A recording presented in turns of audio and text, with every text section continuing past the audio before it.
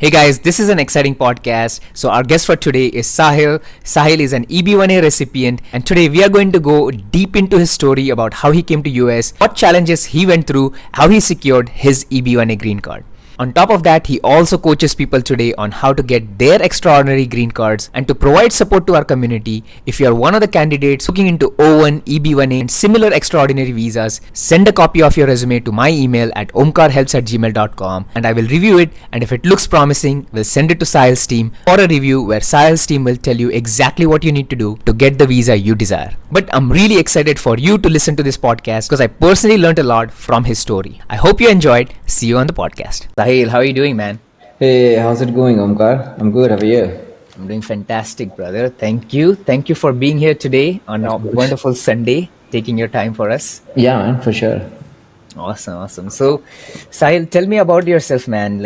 Our audience would love to know. We have done a couple of webinars so far, Yeah. but, this is for my YouTube channel. Yeah. And I would love to know about you, man. I know you are an EB1A recipient for people who don't know, and then you also coach people today on how to secure EB1A, O1, EB2, and IW. So, you kind of coach in that area now. So, give us a little bit about your background. Who are you? Where do you work? Or what do you do outside of your coaching enterprise? And just a little bit about you, man. Yeah, for sure, brother. So I came to States in 2014 to did my master's. So I did my master's in computer science from State University of New York. Graduated from there, like everyone else, worked on like CPT, OPT, STEM OPT, and then I think you know this, but like basically got approved for my H1B in like my last attempt, the third and last one, which was which was a little bit of a scare because like I didn't get to know about it like until at the very end when I almost made plans to like move out or like move to Canada or something like that, which I was thinking at that time while working for SAP. So yeah, man, did that. Then was on EB2 for a bit. I had my EB2 approved, but honestly was like useless outside of getting like my H1B extended. Yeah. Same with my wife. She came on F1 as well. Worked on OPT, STEM OPT, exact same thing. Got lucky, picked in like the last H1B attempt. Had EB3 and then EB2 and IW approved.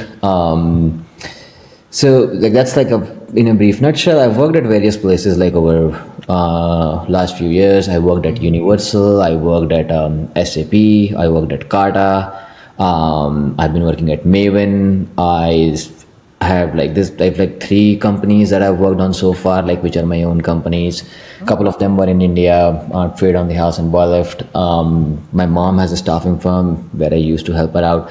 So it's like a lot going on over like last few years. So, and then like I think I can talk more about EB1, but basically like that's like a brief background of like what I have been doing in the part. Yeah. Where are you from, Sahil, back home in India? I'm from Jaipur, brother.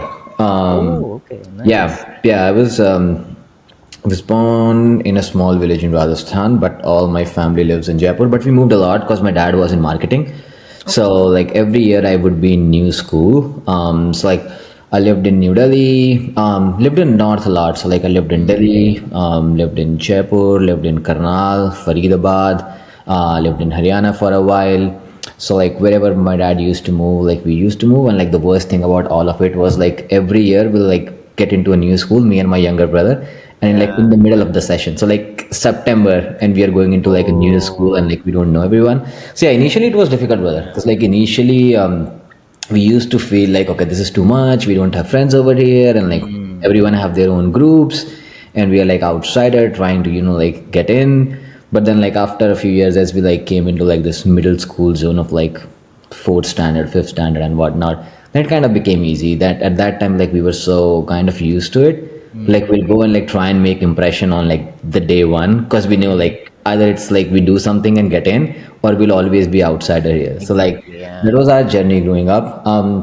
It did got a bit stable like during like last few years of my high school, which we spent in Jaipur, which were amazing. So yeah, that's like a little bit about like my background. Got it. And where did you do your engineering? I did from SRM. So I initially, Yeah, but I didn't actually went to Katankulathur. We initially got admitted to SRM Chennai, which is actually like Katankulathur.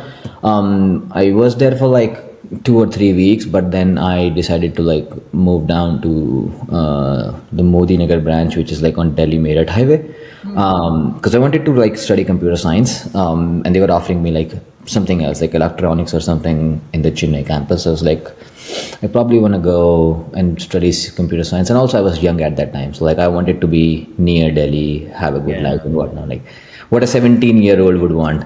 So, Definitely, man. Yeah, yeah. yeah, yeah, yeah. Yeah. So, that's what we ended up doing. This is like another big coincidence, but like, exact same thing happened with my girlfriend as well, like my wife now. Because we met in SRM first, but like after a few years. But she was also like in Chennai for a bit, but she's originally from Delhi.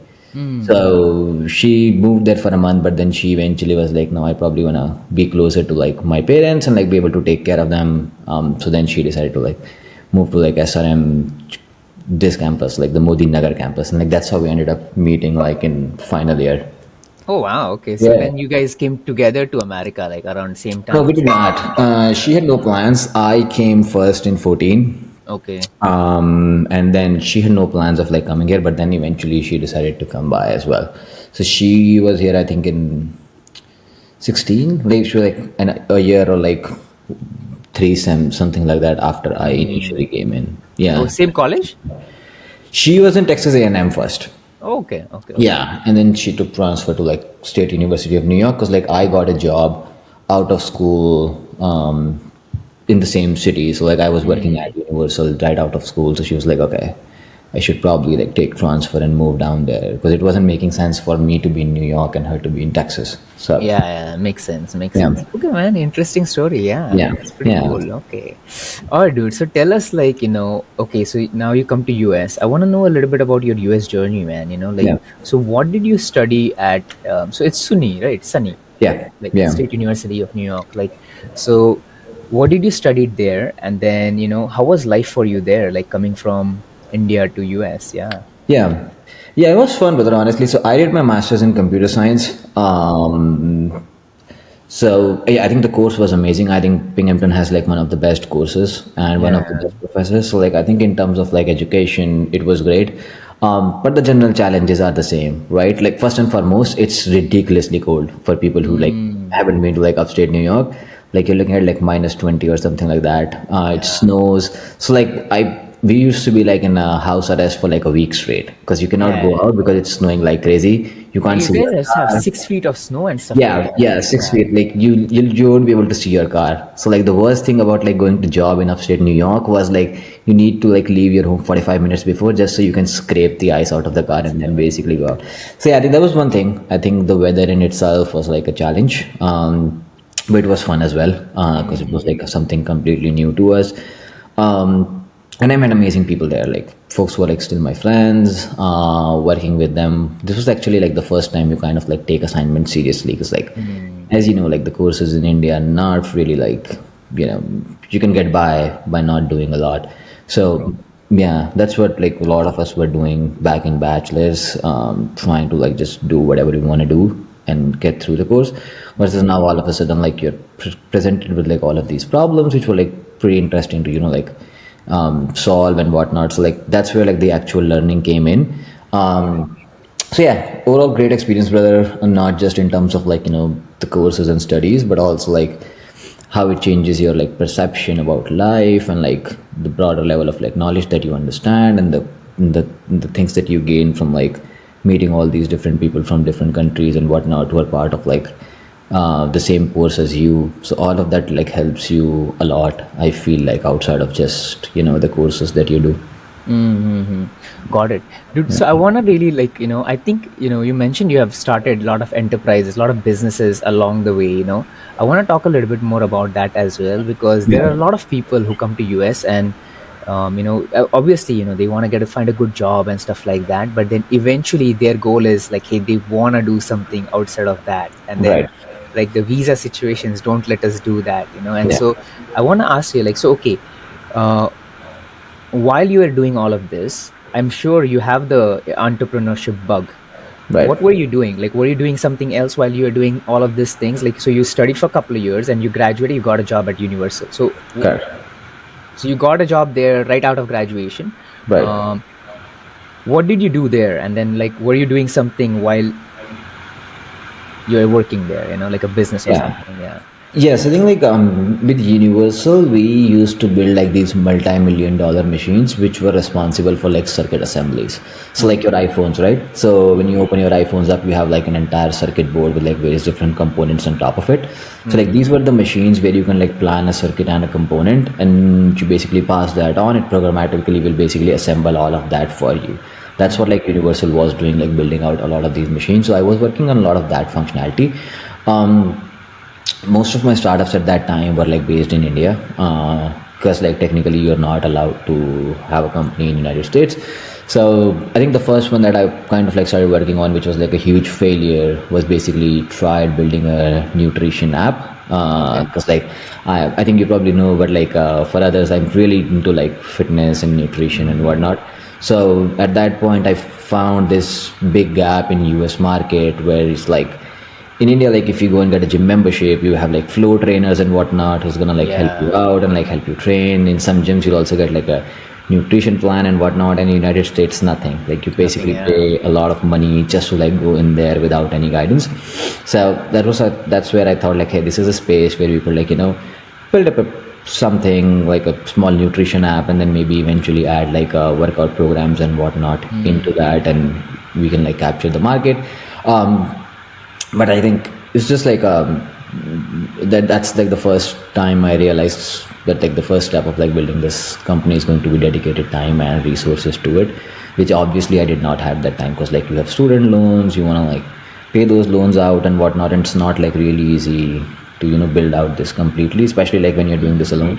So that's like something which a lot of people realize when they start doing things of their own, is like every stage of a startup is like a different challenge. Like okay, how do you first of all make an MVP, then how do you scale it? Once you've scaled it, what's the next piece? Essentially all those things. So it never took off, kind of like was a big failure, but it kind of like pointed me to thinking towards like if I really want to build something, I need to dedicate time to it, or have people who basically like the areas that I don't understand, they do, and come in and help me out. So like that was like the first aspect. From there, a couple of years later, we started trade on the house. So that was more around like algorithmic trading, because me and my friend during the bachelor's used to do like a lot of day trading. Okay. So these were the guys who basically I was friends with forever. So we kind of like, one of our friends was still doing it at the time. He became like really good at it while we were in school and whatnot.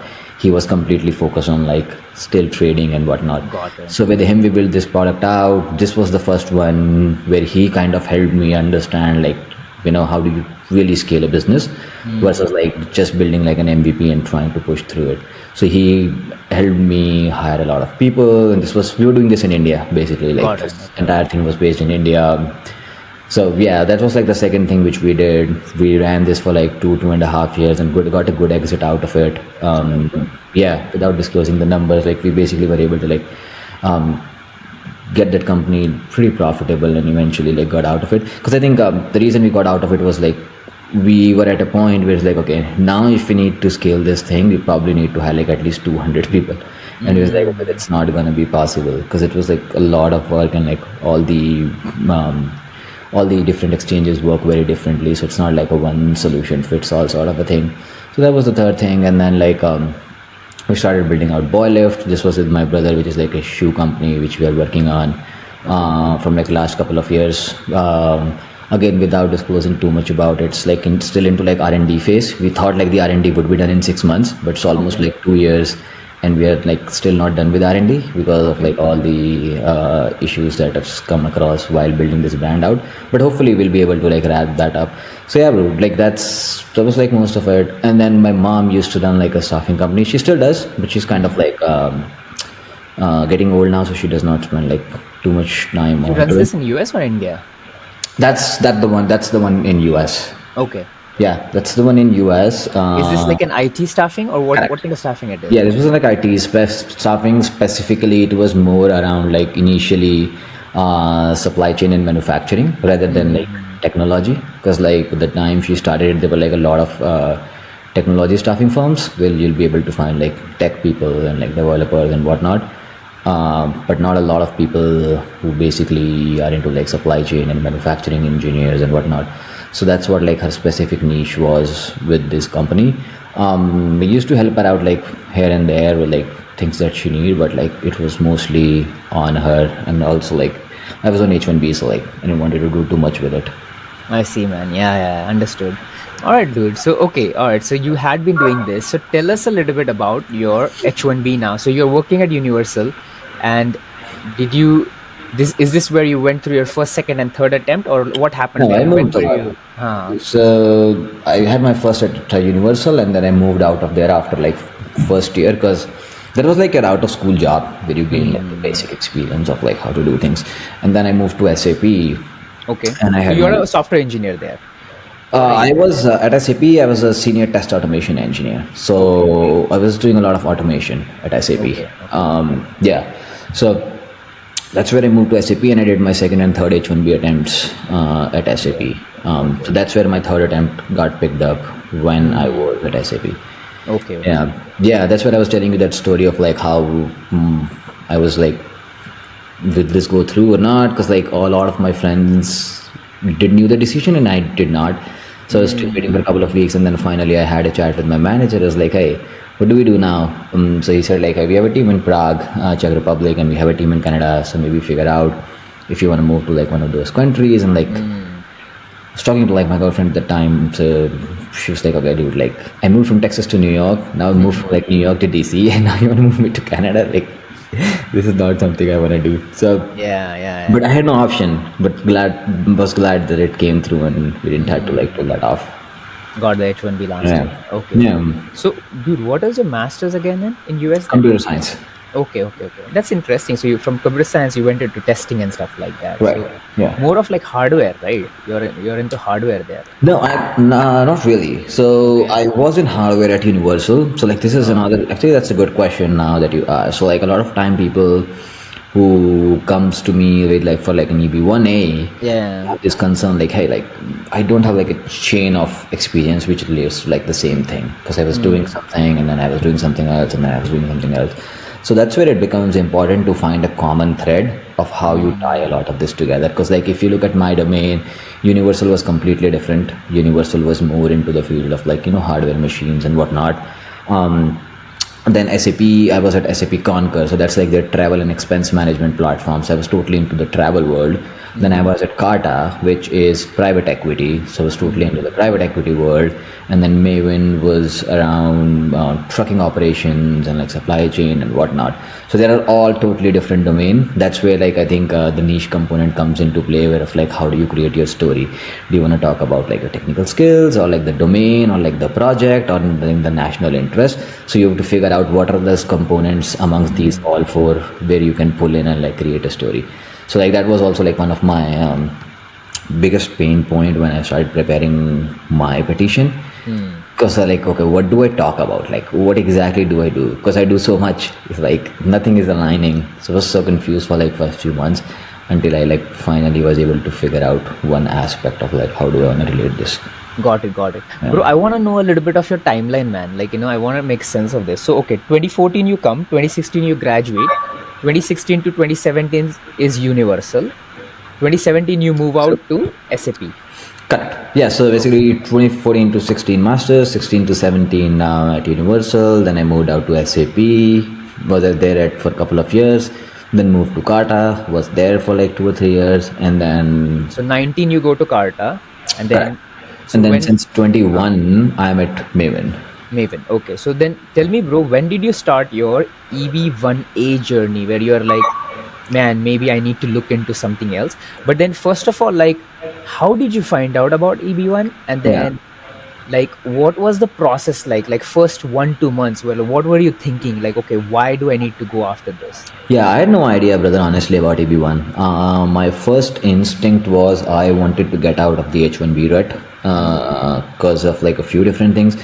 the most obvious points are the ones that you know, like not like going for stamping and like Yeah. stuck with like one particular job and like all the different issues that comes with H1B. I don't know if you saw or not, but I don't remember, but like a couple of days back they are looking into passing a law which basically would so if you're on H1B or any of the temporary visas, and like right now, if your kids are born here, they do get US citizenship. But the law is about not giving them US citizenship if you Oh, basically, wow. like I think someone posted about it a couple of days back. So I'm not sure like if it's like it will pass through or not. But it's I can give you the name. I might have it in my notes about like what that law is. But yeah, so yeah, bro, all of that shit, and then like I think the biggest aspect was also being able to do like some of your own stuff, like some of your own business, some of your own work, or at least have the capability to take that risk, because you don't really know like if you'll succeed until you take a shot at it, right? So Very that's true, where I was man. like, Very true. Yeah, like yeah, it's a fear based, like I know some people who do stuff on H1B, but I get yeah, so many calls from them, be like, bro, do you think I'm doing the right thing? Do you yeah, think this thing? yeah, And there are ways to do it, but the fear of not being able to sleep properly at yeah. night is really crazy, man. Yeah, you can do passively. Like, I mean, you could have an Airbnb, hire a manager to do it for you, or stuff like that, where you're not like very actively involved in that. And those are like allowed by law. Like, this case allows you to have like a manager and be able to like manage your property and whatnot. But yeah, this is like one of those like gray areas. I'm not sure about like how YouTube works, but I know like in the past there was also this like, okay, can you have YouTube on H1B? So I know some people who basically used to run YouTube, but basically would use like their Indian account. Yeah, man. Yeah, like it's a very interesting. I don't want to go into too much detail here, Yeah, but then I ran on F1 OPT. I ran it on H1B. yeah, All every single visa you can think of, I ran it. yeah, Make You can run anything you want. The only problem comes when you start making money. So right. US is very smart. Kept like, so I was investing more than I was making, so it was always a loss. Yep. Like for multiple Yeah. years. So US is very happy. It's like, keep losing money. I Keep don't care. losing. Yep. You can legally start an enterprise and keep losing money. I The know. problem only happens when you start making money. Yep. Yeah. So it's very interesting, and so that's where you need to have attorneys and CPAs. I have paid tens of thousands of dollars for top notch people to figure Likewise, out how bro. to do it. Yeah. Yeah, and so I don't, that's the problem. Like, you can't like, you can start something small, run it for 2-3 years, and then the problem always becomes when you need to start making money. It's Correct. the fear, like, should I take it in my account? Yeah. So I think that's where, like, having a green card really helps. Like, Correct. I sleep better at night. Yeah. Not worrying like, hey, how do you do this and stuff like that. Yeah. And then a lot of my friends now are like, they have the EB1A, sorry, EB2 approved, I-140 approved. So they are doing things on their wife. If they have a wife, then H4EADs, they're Correct. doing things. Yeah. But not everybody has a wife. So Correct. they're afraid. They're like, oh, what do Yeah. I do now? Yeah, So, that's what we always say each other. It's like it's lucky that we have like the two of us. So you could always like rely on each other. Like even if things go wrong, I have a lot of friends like last couple of years, like one of the partners like ended up losing a job because of like Yeah. the economy, but then like the other one can manage the house, or like you can jump on H4EAD. While on the other hand, I have friends like who don't have that partner, so like some of them jumped on B1 B2, some of them are like trying to figure out what do I do now. So it's like really complicated, man, especially in an economy which is not doing good. Very true. It becomes challenging. So yeah, man, like that's where like my pursuance to like to get out of H1B started. I initially looked more into EB5, honestly, and not into like EB1A. So, and at that point, it was like 600 for a little bit of the time. The investment was not 800.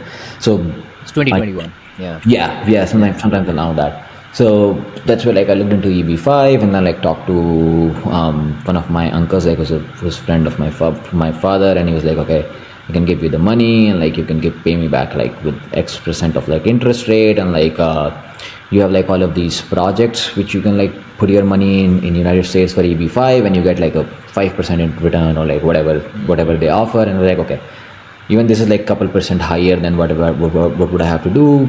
My calculations were like, okay, it's still okay to kind of like pay an extra interest if I'm able to get the green card.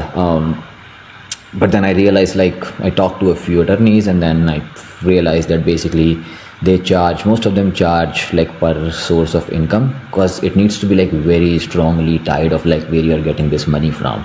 So if you have like 4 different bank accounts where this money is coming from, they charge like $15,000 per source. So so I was like, okay, I do not have like $60,000 extra, because I'm barely scraping this money from like various different people and like trying to like pull this together, and I don't have like another 60K to put this just into like the attorney fee and whatnot.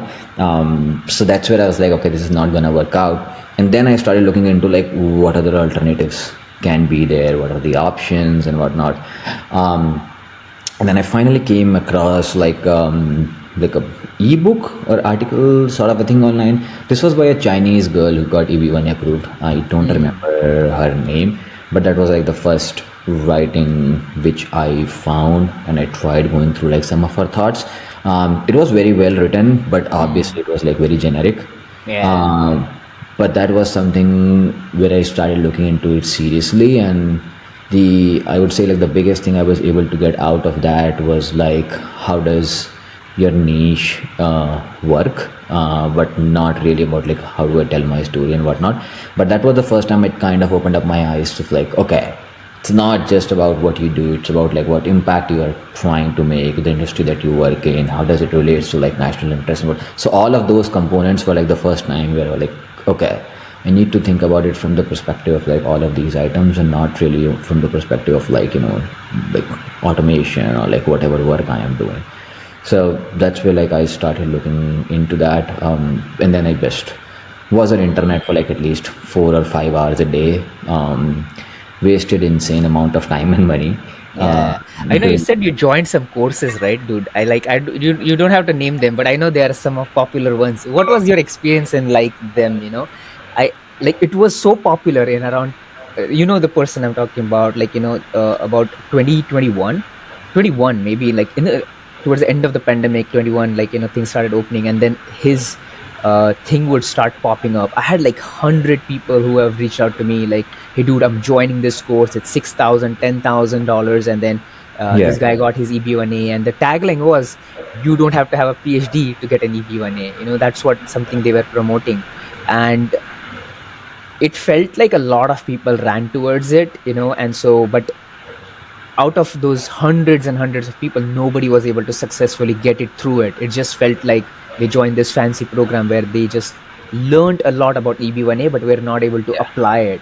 That's what I felt like. Yeah, I joined a couple of those like very late. These were probably in like 22, because 21 I was trying to figure this all out by myself. And I feel like they were a waste of money for me, honestly. But also like I never do something from the perspective of like, and this is not an advice for anyone else, but this is just strictly me. I don't really take money too seriously when it comes about like learning new things. I feel like even if I'm able to get out like a few pointers which are going to help me, I'm fine like making that payment, because of like the priorities and the decision that you're trying to make in your life. It's very simple as that. Like you have to decide like how much is your time worth versus how much is your money worth. So like I joined those two programs.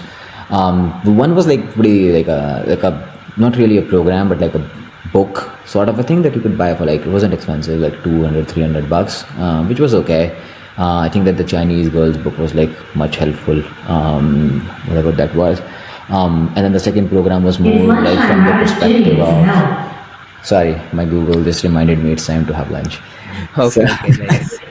Yeah, so basically, and the program was more from the perspective of, okay, let me see like what exactly these guys are doing. Because I was pretty clear that I wanted to help out other people as well once I'm able to crack this through. So that was also like the perspective of like, okay, just wanna pay and see like what exactly is happening. And I was not really like impressed, honestly.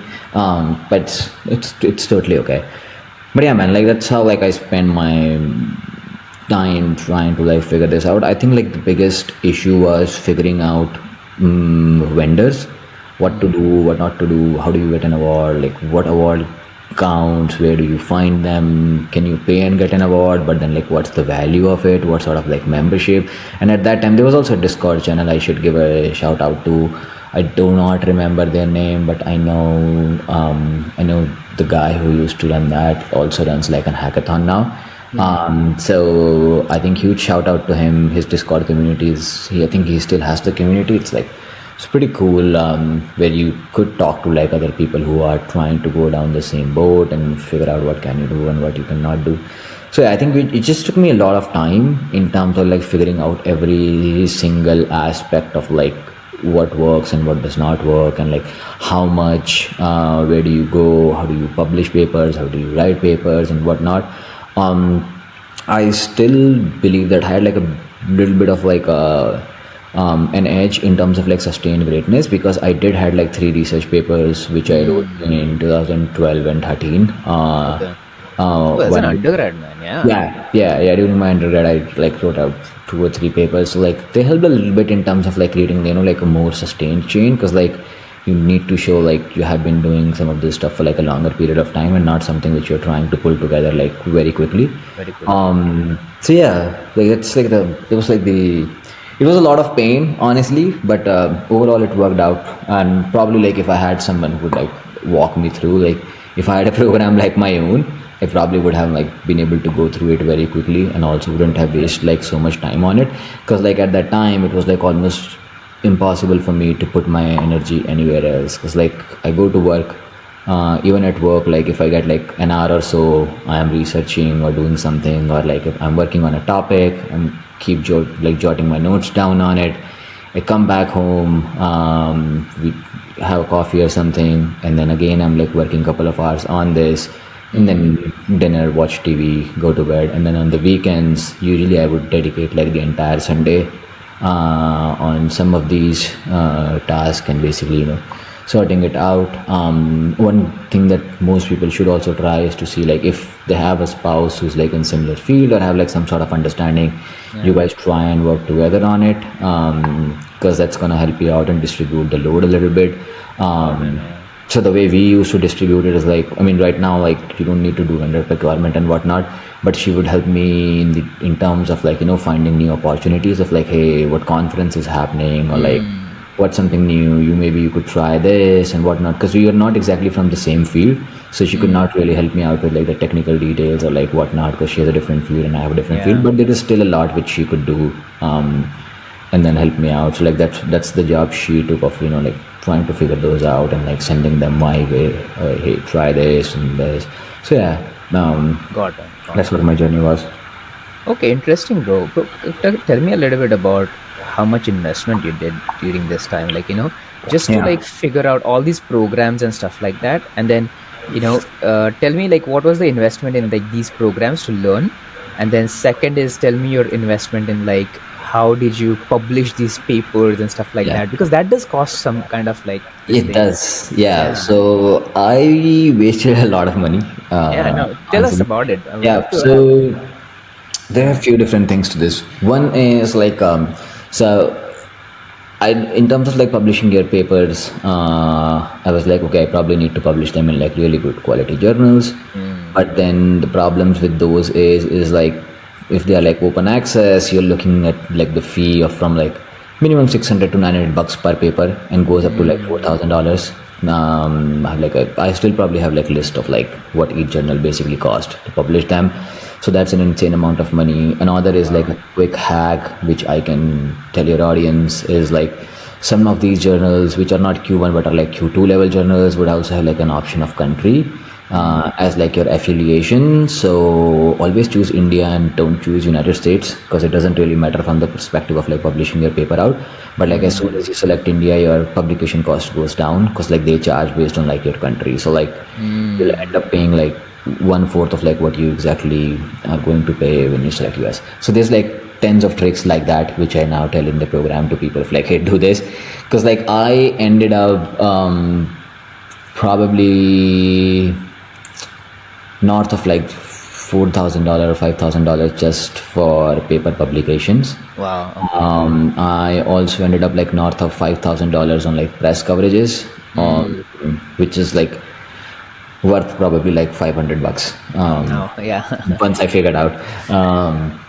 And like some of this could be like, I was thinking like, okay, I'm reaching out to this journalist and he's gonna cover me up, and then they'll charge you like a fee of like outlet fee and whatnot, and like editor's fee of like helping you edit the article out, because we are not journalists, so we don't know how to write a article which is going to be appealing to media and can be accepted and whatnot. So like those fees were like racked up a lot.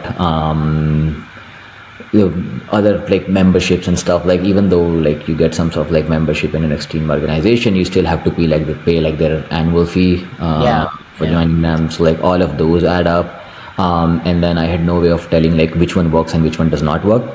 So I'm probably getting like 5 of these where I probably only needed like 1 because other 4 doesn't even count, and you basically just wasted your money on that. A couple of like these books and like the one course that I joined. So I don't know, brother, like I wasted like a lot of money on this, and then you have the attorney fees. So for How sure, much was like your attorney fees? above 30K for sure. Got it. Okay, cool. Alright. So you're okay. It was all total was 30 grand just to figure out the green card then with attorney fees. I guess like at the very least. Got it. Yeah. This includes the filing from the attorney, right? Correct. How much did the attorney cost, bro? Like right now they're quoting like 15-20 grand. Man.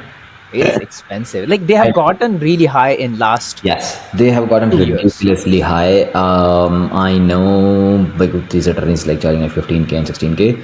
We still do work with like a lot of amazing attorneys. I mean, not all of them are like that. We have some amazing attorneys in our pool, and they offer like 30 to 40% discount for our clients right now. Good. So like our clients are still paying like 7K, 8K. Wow, for an EB1A? For an EB1A, yes. Dude, wow. Like 8K. And then one of the attorneys that we work with, they're offering like a 70% money back guarantee for our clients in case if they don't get it. Wow. Yep, if they don't get it. So like, because like that's a big deal, man. Attorneys don't take a case if they don't think you're gonna get it. And they're not gonna give you money back, like for sure. Yeah, so, exactly. So like this is like great deal. Like okay, so because I've never spoken to an attorney who's like, I'll give you your money back, because then they really know what they're doing, because they have like a 99% acceptance rate, and then 1% they don't mind giving that money Correct. back. Yeah, they take that bet. It's like basically hey, like if we get 10 profiles from these guys, we know that 8 are definitely gonna get approved. So you wanna take that risk of like 1 or 2 cases going into RFE section and whatnot. Yeah. I have an attorney I know personally, I've spoken to him multiple times, did podcasts with him, and he does offer the same thing, man. Like, I just love the confidence. Be like, hey, if you come to us for an O1, we'll get it done for you, But then you have to have a profile. They don't accept it. They're like, build a profile. So then they have to come to people like you who are coaches. Be like, hey, help me put in 6-8 months of work, build it to a level where an attorney can accept it. And so it's a process, man. It's not just like you can go to an attorney and they'll be like, that's what most of these attorneys do, like that we partner with. Like if they get clients who are not ready, they'll basically like refer them along our way and like say, hey, we can look into this profile and like we see the potential, but work on it, and then we can regroup and resync on their profile. Got it. Okay. So Sahil, let's talk about your program, man. I'm very interested and curious about like, how did you start that business? And then also I want to learn, how do you support people on how do you really take these people to the program, and like if they're coming at a 0 to a 1 level of profile, how do they take it to an 8, 9, 10 of an O1 and an EB1A? So like, can you give it a little bit of timeline? When did you secure your EB1A, and then what year was this, like towards end of 2022, or I don't remember exactly, but then what happened the next year? You started the program, what happened in the year after, and then how is it going now? Like so there is so much to unpack here. Like, so I got my approval last year, and then the thing that I used to do was like I never had it in my mind that I want to like turn this into a program and whatnot. My perspective was more around like, how can I teach this to my mom's contractors, because like they used to struggle with like their employment simply because like companies don't want to like sponsor their visas and like whatnot and that sort of stuff. So I kind of started like taking a lot of these applications and basically like helping them out build up a profile. And then when I very quickly realized like USCIS has been changing a lot for like O1 and EB1A in terms of like how they judge these cases, because like they're also evolving with us as this entire category is evolving. So they are also trying to set like certain standards and certain parameters, and like every month or so you'll see like some sort of changes in like how the educations are being made. So I quickly realized that if I want to like help these folks out, I want to make sure that we are updated, because like that's like the biggest problem with like a lot of people who are trying to do this individually. A lot of them are like my friends who want to help out. One is they don't have the enough bandwidth or time, so they two or three clients cannot do it on scale. and they're not like in sync with like what's happening with like USCIS. So like if I try and build someone's profile from the perspective of like how my profile was, they probably will not get approved. Like maybe my profile today will not get approved because the standards just keep going up, and then you have to like make certain changes. So yeah, man, like once I got approved, my goal was to like help these people out. So I started doing that, and then I was like constantly repeating the same information, like the base information of like do XYCD, asking them from like, okay, so like now when anyone joins my program, like the first thing they do is like they have like a list of 50 tasks where they put in like a lot of information so that I can extract valuable information out of it, because a lot of times these people do not know what can be used as evidence and what cannot be used as evidence, and all of them have like some sort of evidences in their past which I'm able to use. So that's where like I first decided to create this into like a product, so that I can like make it easier for these contractors to give me an information, and saves me time as well. Otherwise I'm doing the same thing with everyone, like, okay, sit down with me, and we are sitting down there for like 2 hours going like question by question. So that's how like I turned this. From there I was like, okay, I think like this is a product which can help out other people as well, and that's where I turned that into a program. The way I used to do this program in the past was, we used to do like a visa based program. Like, okay, what are your goals? We'll do like an immigration consultation. Do you want to do EB1A or O1A, basic program, strength program? It was like way too much in terms of like, individuality. It was good, but the challenge that we started running into with that program was like a lot of people were not sure like how their journey is going to look like from the point. Like things would change a lot from when we'll do the initial consultation to like 12 months down the line, especially like when economy turns, like they join the program, they end up losing their job, and now all of a sudden like EB1A goes on a back burner. Like the priority becomes to like figure out either an EB2A W, so like H1B gets extended if they move it to like someone else, or like an O1A, so that they don't have like an H1B, they basically want to go down the O1 route. So that's where I came up with like the immigration success program, which we offer now for 2 years. So we don't sell EB1 or O1 or EB2 and AW. The goal is to basically, focus on like your immigration needs for a couple of years, and also like focus on how do we build up a profile, because like the path to building a profile for O1 or EB2 and AW, it all leads to like EB1A eventually. So like it's like on a scale of 10, is if EB1 is like around 10, you're probably looking at like 5 to 7 on O1, and maybe like a 1 to 3 on EB2 and AW. So that's why we changed the program, simply because we wanted to make sure like we're able to support you based on like how your immigration journey evolves. And the goal was to have this for 2 years, so that first and foremost we can keep it ethical and organic. So no funny business. Give you time, you were able to build up your profile. And then like the most important thing is like once you give yourself time, you have the space of like in making adjustments based on like changes that USCIS puts into the place.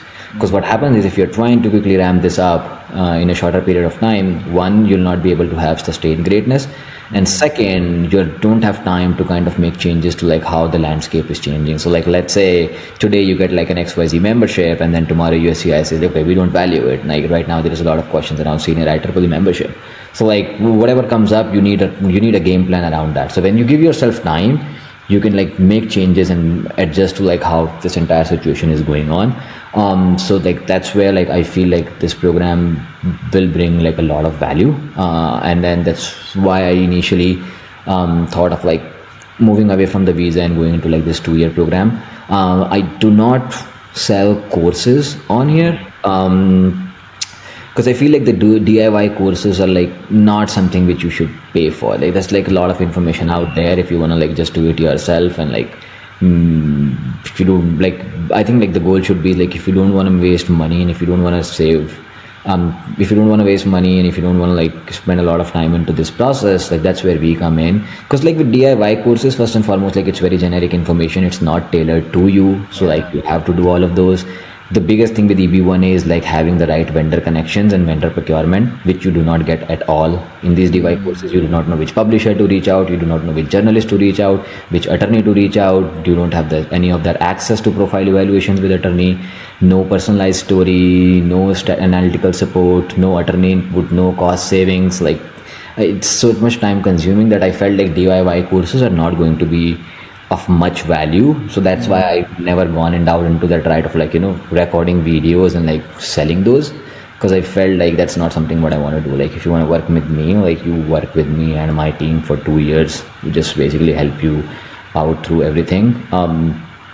The first step that happens is like when you goes into the program is like for the first month, don't expect to gather any evidences in the first month. The entire goal is to like get as much information as possible from you, trying to see what can be used, sit down with you, create a story, create a niche, and figure out like what the blueprint is going to be for like the next XYZ amount of time. Because like we do offer this program for 2 years, but like the fastest people get out in like 3 to 5 months, depending on like where their profile stands, versus like someone might be out in like 12 months, someone might be out in 15 months. There are a lot of people who join the program who first file for O1A around like a 12 month point mark, and then spend another 6 months and file for EB1A after 18 month mark. So it like really depends. The reason for offering 2 years is like, even if someone goes out of that 2 years, I don't really think at that point he needs us. He has all the information. Sometimes people come up to me and like, hey, like maybe I don't want to do this now, but I still want to join the program. Would you support me after 2 years? I'm like, dude, you'll learn. What do you want me to pay me after 2 years? You'll be able to learn everything throughout these 2 years. That at that point you'll be able to like get through. And I'm always available for a call if you just need to consult me, rather than like being a part of the program at this point. So yeah, you come in for the first month. We just work on all of that aspect. We curate your plan. All the different criteria that we are going to target, how we are going to target them, what's going to be our case strategy. We have a community of people, so like it allows people from like same niche or like same field to kind of like collaborate together, refer each other and whatnot. Vendor procurement is a big one. Like yesterday, we kind of like sourced through an award which probably like no one knows about other than us. So we just sent it to like 25 people in the community who we thought could be like a good fit. So like I think 70% of them do have a good chance of like taking a shot at it. So, and that keeps happening like every few weeks, where we'll get like a new vendor and we'll shot out at that. Cost saving on like where exactly to spend money. Does it make sense to go and do this? Does it make sense to go and do this? Because like if you look at the maths, in all honesty, it's like most of the media poaching, if you go and try find like media agencies who do like organic media pitching for you, you probably are looking at like $5,000 for 5 PRs. With us, it'll probably be done like within like $1,000, 1,500 max. So you end up saving like $3,500 on attorney cost. If like, as I told, 7,000, 8,000, saving like at least $3,000 over there. Publishing cost, like most of the papers and journals that we basically will help you target are going to be between 25 and 150 bucks per paper. So like most of our cost, you just end up making it back if you look at like the simple maths of it.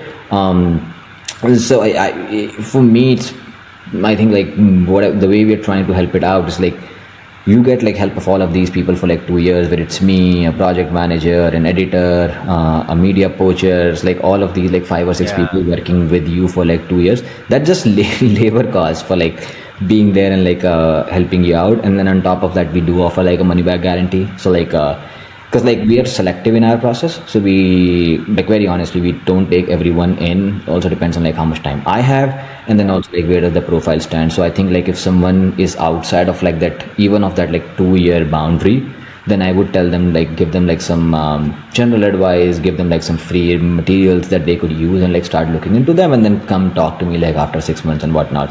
Because like as part of like our money back guarantee, we say like, okay, no one can predict what your decision is going to be, but basically we make sure that you get 3 criteria out of 8.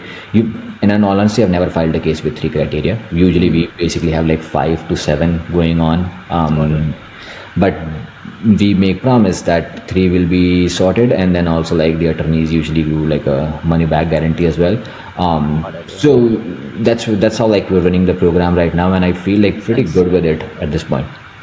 Yeah, man, that's very exciting, Yeah. So that's a lot to process for me, to be honest. I was listening very intently. I know, dude. It's so much. Yeah. Yeah. And so, maybe we'll lighten it up a little bit, Sahil, can I be honest with you, man? I think the value of a green card is close to $500,000 or $1 million today.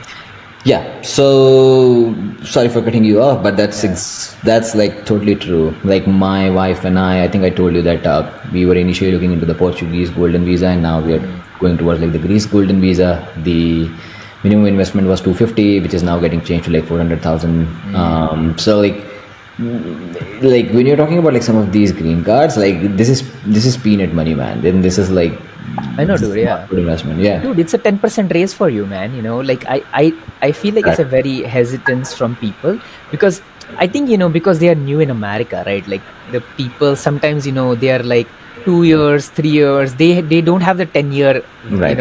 bird's eye view, which maybe Yeah. I have or you have. You have been Yeah. here for a while, Yeah. and dude, the value of a green card is so high, especially like the opportunities you get after that.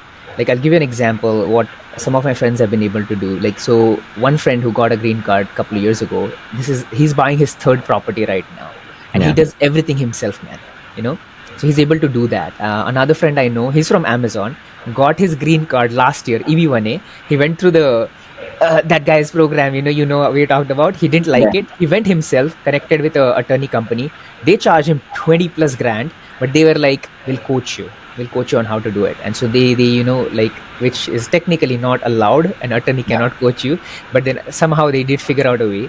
He got his green card, and now he has 2 jobs, man. So he has his full-time job at Amazon, doesn't tell his boss that he has another job in the evening, and so he does Yeah. this thing as well. But he doesn't need a H1B to do that. On green card, he doesn't have to share a concurrent H1B, all those details with them. Yeah. So he's able to double his income through that. So Right. advantage are for sure a lot. But then, dude, like I think 20-30 grand is like a joke, man. I did day 1 CPT, 35 grand I just spent on a degree which I don't need. So Yeah. and then on top of that, I'm spending other money for a green card and stuff like that, looking Yeah. into it, attorneys and everything. So Yeah. Yeah, and I always tell people like to come from the perspective of like really trying to improve their profile and not from the perspective of like, hey, I want to get a green card. Yes, that is our goal, but it's not really a great mindset. Because like I'll tell you what, for first 3 months and you feel like, okay, awesome. You have all the motivation and the passion in the world to kind of go after it. And then you might feel it's like, okay, this is never ending. Now I have to go do this. Now I have to go do this. And that becomes a headache. You don't want stress in your life. Like we all have enough stress in our life. So you don't want to add additional stress. Like I figured it out like once I went into this loop of like, oh man, this is going to never end. Like this is something which will take forever. But then I kind of like changed my mindset and started thinking from the perspective of like, okay, like I really genuinely want to do some good research and good work. And then like all of this would basically help me build a better resume and a better profile. And like whatever money I'm spending here, like couple of years I get like a 10% raise, who cares, man? Like all of that money is covered in like a single shot. Dude, Even if I don't get a green card. Yeah. Absolutely. Look, I think let's say 25-30 grand is the investment. Right. But then Sahil, look at that now. If I write 5 papers and I publish them, look at my LinkedIn. Right. My LinkedIn is going to be solid. And if I talk about it, like post people like, hey guys, I just wrote an article on this paper and I've published it. Yeah. Would love your feedback as an industry, this thing, Correct. Do these 5 of them. Yeah. Talk about 5 awards you got and then post it. Dude, it's like incredible. When you apply for positions, it's like they got, like I see so many, when I post this thing, hey, I'm doing this in the industry, and people reach out to me after that, like they see all of that, what I'm doing, and so that adds a lot of value for you to be publishing work and stuff like that. Yeah. Another thing is, like I feel like this is a lot of this thing which people don't understand, man. Like my own company supports so much money. Like they'll put so much money if I want to join like memberships, and like even if I want to publish a paper, they will actually reimburse me for that. So people, I feel like, don't understand this and they don't take advantage of it. Like they can actually get that 3-4 grand from somebody else to pay for the papers and get things done. It's like you just have to be smart about how you use the resources given to you. Yeah, 100%, brother. I think that's something which can very easily be saved. Like that's like also part of the program that we do in 2 sessions. One is like a lot of people like simply from the EB1A perspective. Like I've pushed so many people from Amazon because I think Amazon in the middle was like not able to file these EB2 petition, like labor certification. They're not doing it still. They laid off. Yeah, so because they did lay off. So like all these people, they come up to me, they prepare their petition, and they don't have to pay lawyer fees. They basically like go and like ask their company attorneys to file for their petition. Yeah, same goes for O1A. A lot of time people come up to me is like, hey, I do not know like my employer is going to do it or not. So then we have like an elevator pitch. We kind of like sit down and prepare with them. It's like, hey, these are the points you want to go and talk to your boss about. It's like, hey, like you want to do my O1. So first and foremost, your money is not gonna go into waste because it's not a lottery-based system. And then like also I'll be tied to you. I'm not gonna be moving out because technically like you can work multiple jobs in O1, but it's not a transfer. Someone else needs to file another O1 for you. So like you can have 5 O1, but not a technical transfer. So yeah, all of these like we kind of help them create a page and basically help them save money. Of like, okay, now do this and go and talk to your attorney. So like as much money as they can pull out from there, it's gonna be helpful. Some of these companies like also pay for like research. So like I do have clients who work at AMD who basically like, so AMD helps them like with research. So like whenever their paper is ready, they basically like publish it and like put an invoice for AMD to pay for it. So like there's like a lot of things that you could do. Yeah. So I got a PMP license when I was my goal was to prepare for O1 and EB1A. Yeah. And so as a project manager, I'm an assistant project manager, work on some projects. And so I was like, if a PMP will help me, and then I talked to my boss, like, hey, I'm going to take this exam. Can you fund it for me? And this is going to be great for me. Dude, they paid $500 for my class and $500 for my PMP, and they gave me a $500 bonus when I passed it too. So it's like, it's all money, man, in my pockets, And so it's like just getting these extra things like adds so much value, and your resume looks so much better, man. Correct. It's like, I think the way I would look at EB1A Sahil would be like, I'm joining it, or I'm getting onto this journey, I mean, they don't have to join your course. They can do whatever they want. Like, let's say anybody who's getting onto this journey is like, hey, I'm going through a 1 or 2 year journey of like really self-improvement of my profile. And I build 5 to 6 papers. I go to conferences, I build this, and then a byproduct is a green card out of it. If you get it, great, you win the battle. But if not, you're still like way ahead of where you are. Otherwise, you don't have an opportunity to build your profile otherwise. Right. Yeah, you're way ahead of all of your peers. Yeah, exactly. So I think this is a great program, man, for sure. I'll tell you a story of this girl who got O1 with my company. So this year, I think last year she didn't get 4th attempt, Day 1 CPT, didn't get it. And then we talked about it, and I had heard from somebody that there is a TRB, Transportation Research Board, you can do peer reviews for them. She did these and told her attorney at the company that, hey, I got these 2. Immediately they filed it for her because she was already a little bit highly paid and stuff like that. Yeah. She got 12, 13 grand of like savings just because the company filed it. Yeah, for sure, man. You gotta be smart and take advantages of like some of those things. Got it. Okay, awesome, Sahil. So I want to summarize this, man. So I really appreciate a lot of your time here. I know we are at 55 minutes. It's been excellent, man. Like just opening my brain on like what EB1A is, how do you go after it, and your story about it. Like, can you I want to wrap it up, man. Like, tell me a couple of things. Like, how has your life changed after getting a green card? Like, what is the difference you feel like? And then second is, why are you helping all these people? What motivates you to kind of like go and help these people get their green cards now?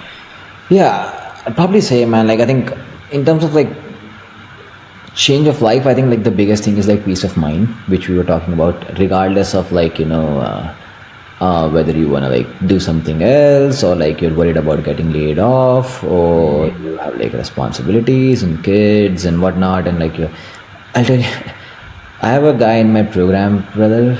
He is 56 years old. So he's like, my son's gonna turn 21. So I want to do this like before he turns 21. So imagine the level of stress for a guy like him who's like joined the program. And he's obviously like not really up with like tech and stuff. He's from a manufacturing background, so like I have to like help him out a lot in terms of like how to use tech because he understands his stuff, but he's probably like our father's age or something. So he's not from that perspective. So like you don't want that stress in your life when you're like 56. So like I think most important thing is like you get like a bit of a peace of mind. If you are doing that you actually love doing, I don't think it's gonna change too much from that perspective. Like if you enjoy your job, you love doing what you're doing, and you're doing that on H1B, great. It's not gonna be anything magical that changes overnight. It just makes your life easier. You can travel easily. You don't have to like worry about stamping and whatnot. I think I told you this story as well once, where like we completely forgot that my visa does not have like I don't have a stamped visa, and then like we ended up making like a plan for like a Europe trip, book like our reservations and whatnot, like a year, like 6 months or 7 months ago, like previous year we were planning to go like next year summer, and then we were happy. It's like, oh shit, we scored a deal. And then like 3 months before we had to leave, we realized I don't have stamping, and we had to like cancel everything. So we ended up losing some money. Some of it was like refundable. So like all of that stuff, like around the flexibility and everything of that sort, is something gonna get. Also like a lot of financial help. Like I think I told you the story of like leasing a car on H1B is also like an hassle. So all of those smaller little things, your life is gonna be easier. And like the reason I do it, I think like I was being very honest and upfront about it. Like initially, my whole goal was to like help out my mother with her stuff. But then I was like, okay, if I'm helping these people out, I can help like a lot of other people. It is very stressful, brother, because like I am one of those guys who just takes on like all the responsibility on his shoulders, which is not really a great idea if you're an entrepreneur. You basically want to pass this on to like other people and want to make sure like you teach them and they do it. So it's a big responsibility, because every other person who comes into the program, I feel like, okay, I have one more person on my shoulder to like help them through and get through this line. So initially I used to get stressed a lot. It's like, oh shit, man, this is spending with this guy, or this does not happen and whatnot. But then once you get like a couple of these people, and they've all become my friends at this point. Like they'll be like on Instagram texting me. It's like, dude, don't text me on Instagram, and this is Saturday. So but yeah, it gives you like so much joy, like when they get approved, or like when they appreciate like all the process that you have put into place and all the help that you have put into place.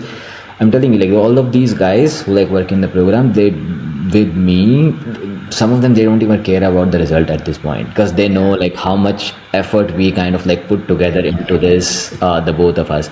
So I can tell you at this point is like, even if this guy gets rejected, and I hope do not, they're gonna be like, no, like this guy did everything possible for us to kind of like pull this through. So that's the relationship I have with these people, and I think that's something which helps me like enjoy this entire process, rather than becoming like really stressful of like, okay, I have another guy and I need to get him through as well. So that's like the general intent of like how I started, what I started, and like where do I like want to take this. And like the goal is to just make sure like we can help as many people through this journey, because like the immigration system is really broken, honestly. Technically, none of us have to like do like what we are trying to do, and like EB2 and EB3 should not have a backlog.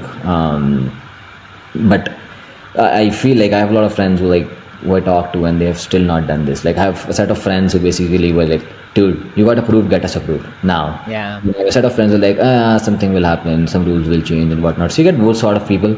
So if you want to like sit down and just like let things happen as they happen, sure. And if you want to be like more proactive and like want to take things in your control, then you probably should like look into it. Got it, man. Awesome. All right, but last question. So I know you do we have been helping you with, identifying the right people. Right. So yes, so we love doing that. We love helping you guys, and then so love helping our audience. So guys, if you have, let's say you want to work with Sahil, you want your profile to be evaluated for an O1 or an EB1A or an EB2 NIW, then go ahead and send a copy of your resume to my email, omkarhelps@gmail.com, and I'll post it in the description. And then connect with us. What we'll do a quick review of your profile and then forward it to Sahil's team. And once if he sees your resume is good enough, then it's a promising. Then he'll offer you a consulting call, and then maybe you can go from there, Sahil. Is that fair? Yeah, that totally makes sense, man. Like a lot of time, people reach out to us like on various different channels, like on Instagram and whatnot. But I think like the most structured way is like if they could like send you a resume and you can like pass it along, because that just helps me. Because like it does not really help me when like people go on to like Jinee Green Card's Instagram and like send us a message, hey, I'm doing XYZ, can you tell me what do I do? Because this is just not enough context. So like sharing a resume like via the email route works out best. Yeah, definitely. And then I have a team as well who look through it, and then I personally look through every single resume actually, and I love doing that. And then just like kind of giving them a feedback, be like, hey, you're just graduating, man, maybe you need a couple of years of experience, or like, hey, you look really good as a profile, but then you can start right now, and then 1-2 years you will be ready, and then I can see the passion, I can see the ambition. It helps those people to be connected to you. I don't want to send 100 resumes your way every week. So Right. much better than we kind of like filter Yeah. them out. Yeah. Yeah. So yeah, man. Yeah. So all right, folks. Yeah. So I'll post the details in the description. You can connect with us there, and then happy to take you from there. But wrapping up, thanks, Sahil. Appreciate your time, man. This was fun. I really Yeah. enjoyed it. Thank you for having me, brother.